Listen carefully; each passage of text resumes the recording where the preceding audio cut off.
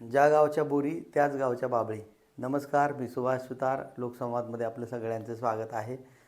विषय आहे राजकीय आणि त्यातली त्यात शरद पवार यांच्या गटाचा. म्हणजे राष्ट्रवादी काँग्रेस पक्ष फुटल्यापासून, शरद पवारांना अजितदादा यांनी आव्हान दिल्यापासून शरद पवारांना हरेक प्रकारे म्हणजे राज्य आणि केंद्र शासनाच्या सावलीमध्ये अजितदादा पवार आज उपमुख्यमंत्री असले तरी भारतीय जनता पक्षाची जी सत्ता आहे केंद्रामध्ये आणि राज्यामध्ये, या दोन्ही सत्तेच्या माध्यमातून शरद पवार यांना घेरण्याचा प्रयत्न अजितदादा पवार वारंवार करत आहेत. काल परवा त्यांनी पुन्हा एकदा शरद पवार यांच्यावर प्रहार केला आणि काही गौप्यस्फोट करून शरद पवार यांना अडचणीत आणायचा प्रयत्न तर त्यांनी केलाच आहे. खरं म्हणजे 2 जुलैपासून शरद पवार आणि अजितदादा पवार यांचं राजकीय भांडण सुरू झालेलं आहे. तुम्ही रिटायरमेंट घ्या आणि ही सत्ता माझ्या ताब्यात द्या किंवा आमच्यासारख्या युवकांच्या ताब्यात सत्ता द्या असं म्हणून तुम्ही फक्त मार्गदर्शन करा. आता किती दिवस तुम्ही प्रमुख राहणार आहात, या दृष्टिकोनातून अजित पवार यांनी राजकीय भांडण करून शरद पवार यांच्या पक्षातून बाहेर पडले आणि त्यानंतर एनकेन प्रकारे शरद पवारांच्या अवतीभोवती संशयाचं वातावरण निर्माण करण्याचं काम राष्ट्रवादीचे नेते आणि आत्ता शिंदे, फडणवीस आणि पवार यांच्या सरकारमधले उपमुख्यमंत्री अजितदादा पवार हे शरद पवार यांना कोणत्याही प्रकारे बदनाम करण्याची एकही संधी सोडत नाहीत असं दिसते. आणि त्यातले त्यात म्हणजे शरद पवार यांचा मूळ राष्ट्रवादी काँग्रेस पक्ष फुटला आणि सर्वाधिक आमदार आणि खासदार हे आज अजितदादा पवार यांच्या गटामध्ये आहेत. तसेच राज्यातले अनेक कार्यकर्ते महत्त्वाचे म्हणजे दुसऱ्या फळीतले कार्यकर्ते हे अजितदादा पवार यांच्या साथीला आहेत आणि त्यामुळं आज पवारसाहेब गेल्या अनेक वर्षापासून देशाचं, राज्याचं राजकारण एक हाती सांभाळत होते किंवा सांभाळत आहेत. परंतु अजितदादा पवार यांनी असं आव्हान दिले की आजही शरद पवार त्या फेजमधून बाहेर यायला तयार नाहीत. आणि काल जे अजितदादा पवार यांनी आरोप केले त्यामागं आणखी काहीतरी गणिती दिसत आहेत. अजितदादा पवार यांनी असा आरोप केला की शरद पवार यांच्या सांगण्यावरूनच आम्ही बाहेर पडलो, म्हणजे पक्षाला पाठिंबा दिला. आणि त्याचबरोबर पहाटेचा शपथविधी देशानं जगानं पाहिलेला आहे, तो शपथविधीसुद्धा शरद पवार यांच्या सांगण्यावरूनच करण्यात आला होता असं एकदा देवेंद्र फडणवीस यांनी सांगितलेलं आहे. आता त्याच धाग्याला धरून आपण जर असं म्हटलं की अजित पवार हे काल जे म्हणाले की शरद पवार यांच्या सांगण्यावरूनच आम्ही भारतीय जनता पक्षांना पाठिंबा दिला, म्हणजे शिंदे आणि भारतीय जनता पक्षाचं जे सरकार होतं त्याला पाठिंबा दिला आणि आम्ही त्यांच्या गटामध्ये सामील झालो. मात्र शरद पवार यांनी नकार दिला आणि त्यानंतर एक त्यांनी खेळी केली की राष्ट्रीय अध्यक्षपदाचा राजीनामा दिला आणि पुन्हा जे राजीनामा नाट्य घडवून आणलं यामागेसुद्धा शरद पवार आहेत असंही अजितदादा पवार यांनी सांगितल्यानं एकूणच शरद पवार साहेब आणि त्यांचं राजकारण हे आज अडचणीत आल्याचं दिसतंय.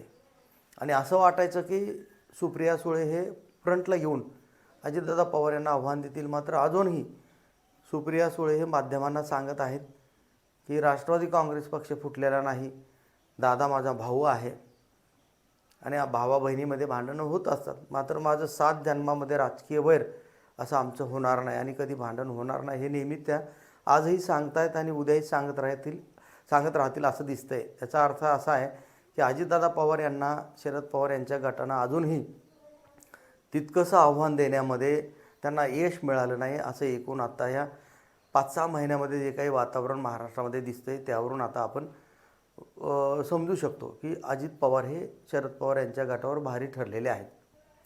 म्हणजे शरद पवार यांनीच भाजपला पाठिंबा द्यायला लावला, शरद पवार यांनीच पहाटेचा शपथविधी घ्यायला लावला. ही जी 2 मूळ महत्त्वाची मुद्दे अजित पवार यांनी महाराष्ट्राला सांगितलेली आहेत. त्यामुळं काय आहे की 1978मध्ये जो प्रकार घडला म्हणजे शरद पवार यांचं राजकारण संशयाचं आहे किंवा धूर्त आहे असं आता लोकांना वाटू लागले आणि ते लोकांना पटवून द्यायचं काम अजित पवार यांच्या गटाकडून केलं जाते. आणि त्याचबरोबर राज्याची आणि केंद्राची सत्ता वापरून शरद पवार यांच्या गटावर मात करायचं किंवा त्यांना घेरण्याचं काम सुरू आहे असं दिसतंय. त्यामागं 2 कारणं आहेत. एक तर शरद पवार यांना सांगितलं जात असावं पडद्याआडून की तुम्ही आणि अजितदादा पवार हे जे वेगवेगळे झालेले आहात ते पुन्हा एकत्र या आणि आम्हाला पाठिंबा द्या. आणि दुसरा मुद्दा असा की तुम्ही राष्ट्रीय राजकारणातून आलिप्त व्हा आणि ती सगळी राष्ट्रवादीची सूत्रे आमच्या हाती सोपवा, असं यामागं राजकारण दिसतंय. आणि त्या दृष्टीनं अजूनही अजित पवार हे शरद पवार यांच्यावर वारंवार राजकीय हल्ले करतायत. आता 88चं जे काही आहे, मी तुम्हाला पुन्हा एकदा सांगतो की 1978ला पुलत प्रयोग शरद पवार यांच्या नेतृत्वाखाली झाला होता आणि वसंतदादा यांचं सरकार त्यावेळी पडलं होतं. पण वसंतदादांमध्ये आणि शरद पवार साहेबांमध्ये जो संवाद झाला होता तो असा होता की विधिमंडळाच्या एका सभागृहामध्ये कार्यालयामध्ये वसंतदादा पाटील आणि शरद पवार हे एकत्र आले आणि साध्या सरळ भाषेमध्ये शरद पवार यांना वसंतदादा असं म्हणाले की शरद, सरकार पाडायचं असेल तर आपण दोघं मिळून पाडू. मुख्यमंत्री पदामध्ये मला कसलाही रस नाही आणि एकूणच हे सरकार चालवण्यामध्ये मला बिलकुल इंटरेस्ट नाही. मात्र शरद पवार यांचं जे उत्तर आहे त्यावेळेस किंवा दादा असं काही नाही, तर याच एका वाक्यावर शरद पवार यांच्या प्रतिमेला एक काजळी निर्माण झाली की शरद पवार यांनी वसंतदादांना सांगायला पाहिजे होतं की यस, असं ठरलेलं आहे आणि परिस्थिती आहे दादा तशी. मात्र शरद पवार यांनी तोंडावरच, म्हणजे 10 मिनिटांनी सरकार पडतं आहे आणि त्याआधी 10 मिनिटं आधी शरद पवार यांची जी वाक्य होती ती म्हणजे विश्वासाला पात्र न ठरता शरद पवार यांची जी काही आजवरची राजकीय वाटचाल आहे ती नेहमीच संशयाची राहिलेली आहे या दृष्टीनं. आणि म्हणून आज शरद पवार हे ज्येष्ठ असूनही आज त्यांच्याकडे आमदार, खासदार आणि कार्यकर्त्यांची वानवा आहे.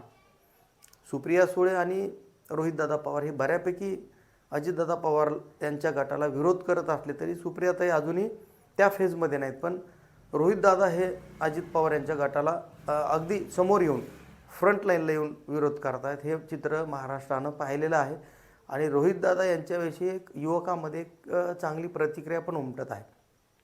परंतु राज्य आणि केंद्र सरकार हे अजितदादा पवार यांना सहकार्य करत असल्यामुळं आज शरद पवार यांचा गट अडचणीत येतोय. आता शरद पवार यांच्यावर एवढे गंभीर आरोप झाल्यानंतर संजय राऊत जे शिवसेनेचे आहेत, उद्धव बाळासाहेब ठाकरे, हे अजितदादा पवार यांच्यावर तुटून पडले.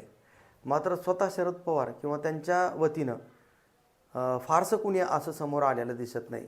जितेंद्र आव्हाड यांनी येऊन ते जुनेच किस्से सांगण्याचा प्रयत्न केला आणि सुप्रियाताईंनी यावर फार बोलायला असं काही राहिलेलं नाही असं त्यांनी सांगितलं. किंवा मी माझ्या भावाकडे जायला काय मला कुणाची गरज आहे का, म्हणजे परवानगीची गरज आहे का. मात्र अजित पवार दादांनी जे आरोप केले ते भविष्यामध्ये शरद पवार यांच्या राजकीय उंचीला कमी करणार आहेत किंवा त्यांच्या राजकीय उंचीच्या अवतीभोवती जे संशयाचं मळब आहे ते आणखी धुके दाट करणारे आरोप आहेत. आणि त्यामुळं आज शरद पवार हे अत्यंत अडचणीत आल्याचं दिसतंय आणि त्याला महत्त्वाचं कारण आहे अजितदादा पवार आणि आज अजितदादांच्या पाठीशी असलेली राज्य आणि केंद्र सरकारची सत्ता.